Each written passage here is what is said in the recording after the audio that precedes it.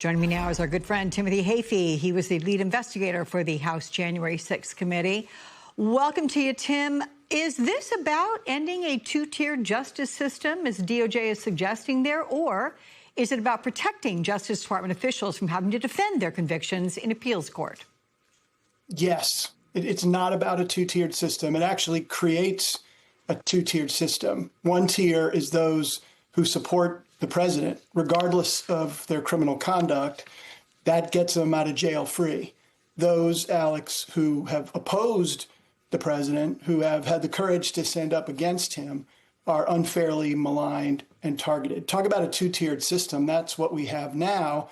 That is not what happened with respect to the Oath Keepers and the Proud Boys. Tim, as the lead investigator for the January 6th committee, how does this make you feel when you hear this? It's outrageous, Alex, completely outrageous. We found, and then criminal juries found, that there were a group of men and women who very specifically, intentionally, methodically were the tip of the spear on January 6th, who planned from the beginning to work together to breach the barrier of Capitol security, to enter the building, and to try to disrupt the joint session. The evidence that we presented was only augmented by criminal prosecutors and ultimately, Alex, a jury, two juries, one for the Proud Boys, one for the Oath Keepers, found beyond a reasonable doubt unanimously that these men and women advocated the use of force to disrupt the lawful function of government. One of the most serious crimes in the federal criminal code, seditious conspiracy. It's rarely used because it's rarely done. They were found guilty of that serious crime, not by the Biden Justice Department, but by a jury of regular people. That's why this is so outrageous. Couple questions here. Why didn't the president fully pardon them in the first place? And wouldn't DOJ have seen this day coming? I don't know why the president does what he does. I can't begin to get inside his head. And I also can't explain why the Justice Department is going along with this, again, two-tiered system, rewarding the president's fans and punishing his enemies, right? The Department of Justice used to be governed, Alex, by the facts and the law, not by politics. That does not seem to be the case any longer. Well, to that end, Tim, the New York Times reports the DOJ is also investigating Cassidy Hutchinson, the former White House aide whose stunning testimony before Congress implicated the president in the January 6th violence. In fact, here's some of that testimony. Take a listen. I overheard the president say something to the effect of, you know, I don't effing care that they have weapons. They're not here to hurt me. Take the effing mags away. Let my people in. They can march to the Capitol from here. Let the people in. Take the effing mags away. And again, as we say there on the top, that was during the interview that she did with your investigation committee. So when she says mags, just want to make sure everyone knows that she's referring to magnetometers. They are used for security screening at the Capitol. The DOJ assigned its Civil Rights Division to the Hutchinson investigation. But why investigate Cassidy? And why civil rights rather than the U.S. Attorney's Office in Washington, led by Jeanine Pirro, which would be the usual course of action?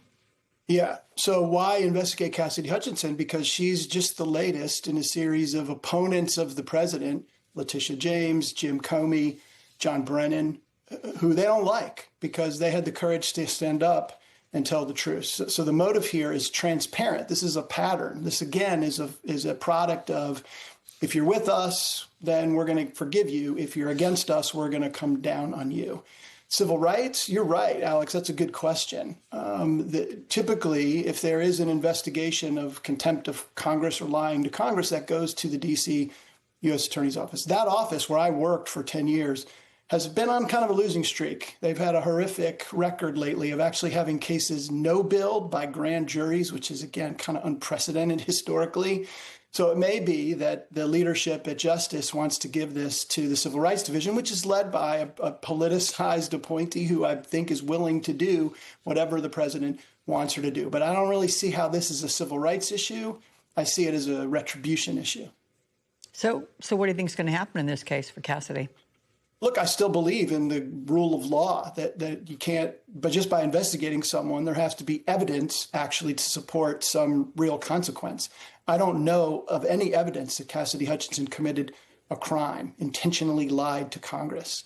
So I continue to believe that despite the two-tiered system and the faulty decision-making, that the rule of law still matters, that facts still matter. And that's what Cassidy Hutchinson, just like Jim Comey, just like Tish James, just like John Brennan, right, on their side. But this has been what's happened in this administration. They go after people. They do what they can to try to bring them to trial. And then wiser heads prevail and go, yeah, there's nothing there. You expect that to happen this time?